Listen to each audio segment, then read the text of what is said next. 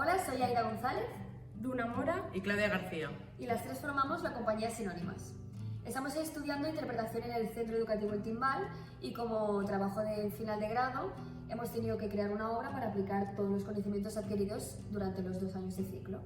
Hemos decidido juntarnos las tres ya que a las tres nos apasiona tanto la música como el teatro y hemos querido juntarlo para crear Translúcida, que es la obra que os presentaremos.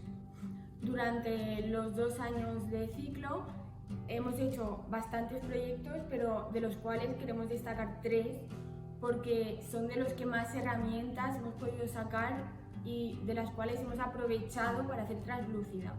El primero de todos sería Bodas de Sangre, que es el que tenía el lenguaje más simbólico y fue nuestra primera experiencia con público real y fue como de las experiencias que más creo que nos ha marcado. y en un teatro. Y en un teatro. La segunda sería Las Alegras Casadas de Windsor, Que fue una comedia clásica en la que nos fue muy bien para coger todas estas herramientas, mecanismos y referencias para crear Translúcida también.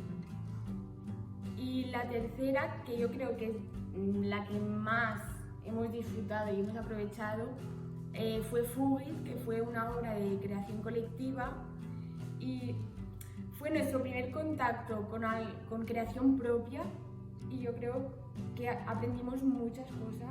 Sí.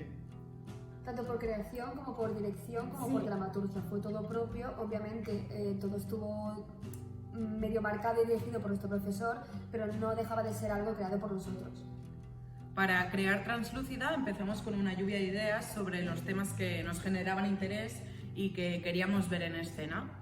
Y a partir de ahí hicimos unas improvisaciones donde podíamos ver lo que funcionaba y lo que descartábamos para nuestra obra. Y a partir de ahí hicimos una investigación teniendo en cuenta lo que funcionaba y lo que no funcionaba para empezar a crear el personaje de cada una. También hicimos una búsqueda sobre mecanismos y referencias que queríamos poner en práctica y sobre los temas que queríamos tratar.